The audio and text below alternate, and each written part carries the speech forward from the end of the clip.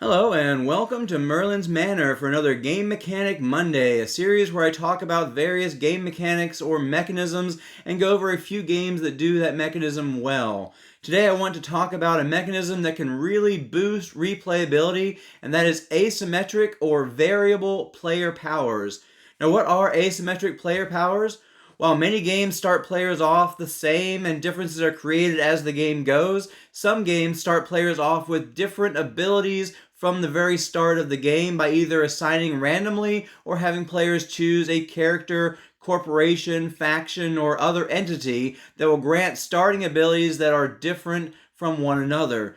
This can happen in the form of an ongoing ability, a specific set of cards that are unique to that character or faction, a set of dice, or really just anything that sets players apart from one another. These abilities often sway players into taking a slightly different focus from one another as they focus on the strengths offered by the starting powers. If certain cards are cheaper, then a player might focus on buying those cards more. If a player gets extra points for taking a certain action, then there's an incentive to do that action more often. In cooperative games, you may have players that focus more on defense while others focus more on offense, and so on. This mechanism supplies replayability because each power pushes you to play a little different from the others, and exploring each character, faction, or corporation can be a fun task in itself that keeps the game fresh.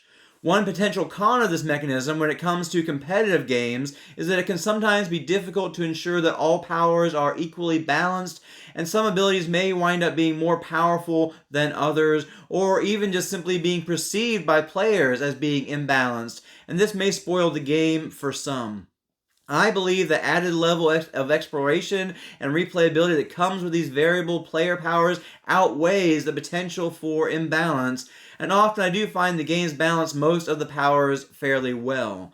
I also like that they give players a strategy to lean into each game that will be different depending on the player powers. Now let's get into some of the games that I think do this mechanism well, and I want to start out with a very light game with some very basic player powers, and that is Horrified. In this game, you are working together to try to defeat monsters. Each person controls a character, and each character has its own special ability, whether being able to grab an object from an adjacent space, or move across the board for a single action, or adding strength to an object, or just getting an extra action point, to just name a few of the different actions you can have in this game as well as its successors.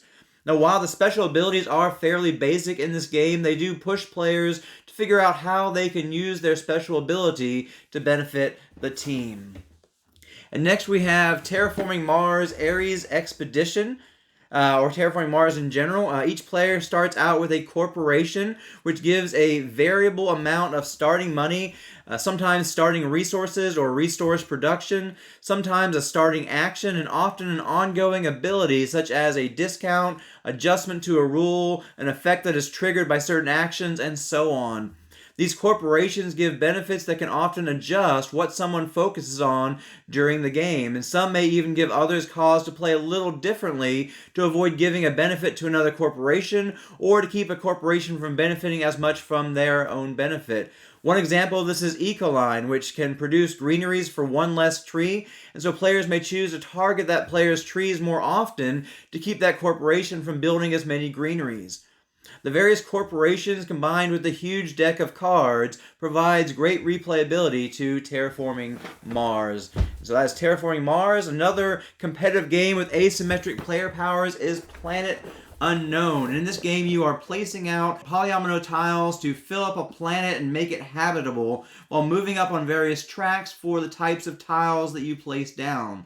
Like Terraforming Mars, you start with a corporation which changes up the way that you're going to play the game. Different corporations offer different technologies as you advance up the tech track and have different ongoing benefits during the game. Some even have drawbacks that you have to work to overcome, which balances the more powerful abilities. Another asymmetric element to this game is the planet that you are working to colonize, as each player can get a different planet with its own challenges and benefits. Or you can simply play with identical basic planets, and you can also even play with identical base corporations if you want to, which is recommended for your first games as you're learning the game. So that's Planet Unknown. Next on my list is Zombicide, which is a cooperative game where you are working as a team to fight off zombies while trying to achieve objectives. In this game, players will be running at least one character, more depending on player count, and each character has both a starting ability and unlockable abilities as they level up. The first level up simply grants an extra action, and then the second and third level up provides yet another ability, and those abilities get more powerful as you level up, with some of the fourth level abilities being practically overpowered. If you can make it there, of course. These abilities often push characters to specialize in certain ways, perhaps focusing more on melee attacks or focusing more on ranged attacks, or give the ability to push zombies back or even sneak out of a zone without having to pay an extra action per zombie in that zone, something that can lead characters to get trapped in a horde of zombies if they're not careful. But if you have that slippery action, you can just slip right on out, so that can be very powerful in the right situation. How powerful these abilities are varies quite a bit, and some are more conditional than others. If you want to make a game easier or harder, you can choose to play with certain characters or to leave certain characters out of the mix. It is fun to try out the various abilities and find synergies and work out strategies that work with each person's specialities as you seek to complete the missions without falling prey to the zombies. Now, another strong cooperative game from the asymmetric player powers idea is Atlantis Rising. And Atlantis Rising is a game where you are trying to gather resources to build inventions to ultimately escape Atlantis before it floods. Atlantis Rising has you select a leader with its own ability, which greatly changes the way that you will play the game. Your leader may help you mitigate the randomness of rolls, may provide you with extra resources, allow you to be a bit riskier by placing workers out of the edge of the board where floods may happen, or you may have an ability that helps others out in various ways.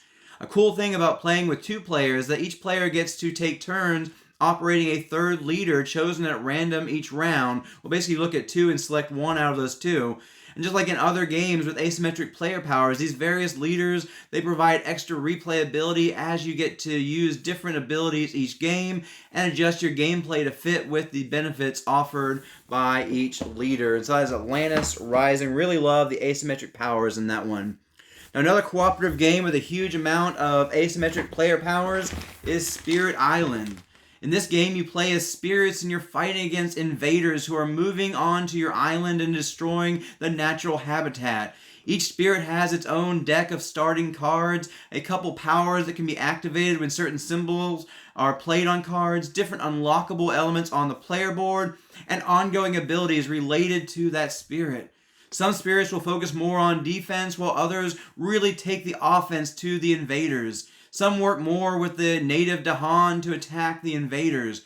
One uses the ocean to wash away the invaders. One doesn't even directly attack the invaders, and anytime a card would have you destroy an invader, you instead raise the fear and move the invaders because you're basically invading their dreams and scaring them rather than actually doing any harm to them. Each spirit is going to change how you interact with the board and what your focus is going to be in trying to drive out these invaders. The spirit you play will also change which standard, minor, and major powers you may decide to keep when you draw powers. Also, some spirits will make coming by energy super easy, while others will have you needing to focus more on preserving energy and seeking ways to gain more energy.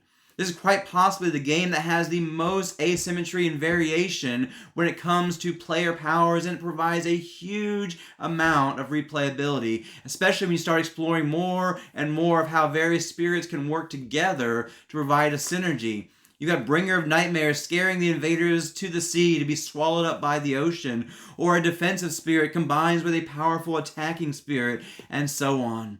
This is one of my favorite games of all time, and the main reason being that huge amount of replayability found in learning to play with the various spirits and combining spirits for their synergies. This game is a very complex game, and a lot of that complexity comes through learning the various spirits, but also through how to run the AI system can be difficult as well. Finally, I'd like to bring up Tapestry, which is a competitive game where each player has a different civilization with its own powers. You are trying to build up your civilization and need to lean into the abilities of that civilization in order to win. If you have the militant civilization, then you need to lean into conquering. When I was the Merrybringers, I saw that they had an ability for me to score a bunch towards the end of the game if I moved the cubes just right and build out my capital city more. And so I focused on building out that capital city a bunch. Just to give 2 examples there. There are 16 base civilizations and over 40 civilizations in total if you get the expansions. Expansions also offer another level of asymmetry with capital cities, which play differently with their own abilities for either getting resources or scoring points. I find the replayability of Tapestry to be huge, due mainly to the civilizations and how much they change up the way that you're going to play the game, at least if you're going to play optimally and be competitive. I have a full review that I posted on my channel last week that you can check out right here or at the end of the video. And there are many other games that do this mechanism well. I'm tempted to dive into Too Many Bones, which provides specialized dice for each character, and Apiary, which provides both a civilization and a colony that provide an asymmetric start for each player. And then there are some games which have modules for adding asymmetry after you learn the ropes, including Everdale, which actually added asymmetric player powers with the Belfair expansion. All in all, I just really enjoy this mechanism because it keeps the game fresh and helps each game play differently, providing a great reason to come back and play again to learn a new faction, character, or corporation, along with other elements of randomness brought by the game that you'll have to figure out how to combine into a winning strategy. So I hope that you have enjoyed this video and have learned a little about asymmetric or variable player powers and the games that do this mechanism well. Let me know in the comments which games you really enjoy with asymmetric or variable player powers. And as always, I hope you have a great week and game on.